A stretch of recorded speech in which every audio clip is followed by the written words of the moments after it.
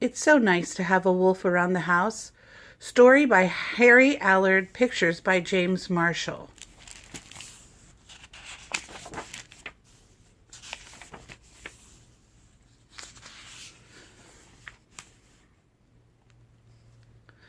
Once upon a time, there was an old man who lived alone with his 3 old pets. There was his dog, Peppy, who was very old. There was his cat, Ginger, who was very, very old. And there was Lightning, his tropical fish, who was so old that she could barely swim and preferred to float.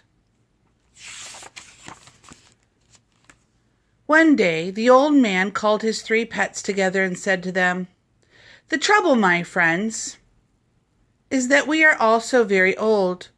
Peppy wagged his tail in agreement, but just barely. Ginger twitched her ears in agreement, but just barely. And Lightning waved her fin, but fell over backward because of the effort involved. "What we need," the old man continued, "is a charming companion, someone to take care of us and pep us up." Lightning and Ginger and Peppy thought the old man was right, but this time they were too tired to wag, twitch, or wave in agreement. That very day, the old man put an ad in the newspaper. The ad said, "Wanted, a charming companion," signed the old man. Early the next morning, a furry stranger knocked on the old man's door. He had long white teeth and long black nails. Handing the old man his engraved visiting card, he introduced himself. "Cuthbert Q. Devine, at your service," he said, tipping his hat. "Did you advertise for a charming companion, old man?" "Yes, I did," the old man said. "Look no further. I am the very one you have been searching for." Cuthbert smiled from ear to ear. "Many people think that I am a wolf. That, of course, is nonsense, utter nonsense. As a matter of fact, I happen to be a dog, a German shepherd to be exact." And Cuthbert laughed in a deep, wolfish voice. The old man was completely dazzled by Cuthbert Q. Devine's charming personality. He particularly liked his big, bright smile. And because the old man's eyesight was not what it used to be, he did not see Cuthbert for what he really was, a wolf. "You are hired," the old man said, and Cuthbert Q. Devine moved in, bag and baggage. Cuthbert had not been on the job 24 hours before the old man and his 3 pets wondered how they ever had managed without him. First up and last to bed, Cuthbert cleaned and cooked and paid the bills. He took Peppy for long walks. He groomed Ginger and introduced her to the use of catnip. He fixed up Lightning's aquarium. He was a whiz at making fancy desserts. He massaged the old man's toes. He played the viola. And every Saturday night he organized a fancy costume party. If the old man had ever had any doubts about Cuthbert, they were all gone now. Cuthbert had a heart of gold. All he wanted to do was make the old man and his 3 pets happy. But it was all too good to last. Late one afternoon, after Cuthbert had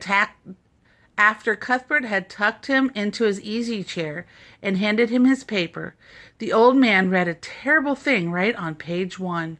"Wanted for bank robbery," the headline said. There was a picture of a wolf in prison uniform. It was Cuthbert. The old man could not believe his eyes.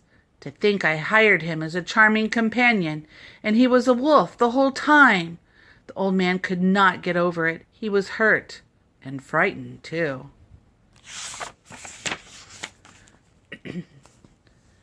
Pale and shaking, the old man confronted Cuthbert in the kitchen.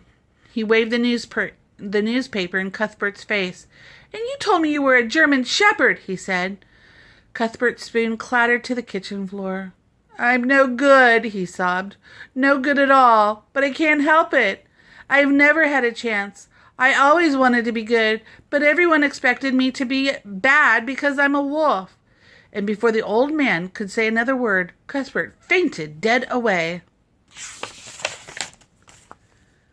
Somehow Ginger and Peppy and the old man managed to drag Cuthbert to his bed. When the doctor arrived, he said that Cuthbert had had a bad attack of nerves and would have to stay in bed for months if he was ever to get well again. "You've got a very sick wolf on your hands," the doctor told the old man as he left. Now it was the old man who got up early to clean and cook and pay the bills, but he did not mind at all. In fact, he felt years younger. Peppy helped. So did Ginger. With so much to do for Cuthbert, Peppy forgot his aches and pains, and everyone said that Ginger was as frisky as a kitten again. Lightning did her share too. She spent her days blowing beautiful bubbles to amuse Cuthbert. It seemed to soothe his frayed nerves. Cuthbert had to stay in bed for a long time, but at last he was well enough to get up. One day he told the old man how ashamed he was of robbing all those banks. He asked the old man what he should do. On the old man's advice, Cuthbert turned himself in to the police. When his case came to court, Cuthbert promised the judge that he would never rob a bank again. The judge believed him and said, "I will let you go this time because you have done so much for the old man and his pets." The old man was very happy. So was Cuthbert, but his paws shook from relief. Cuthbert finally got completely well and lived with the old man and his 3 pets for the rest of their lives. As a matter of fact, all 5 of them are still living in Arizona to this day. The old man moved there with Lightning and Ginger and Peppy because the desert climate was better for Cuthbert's health. The end.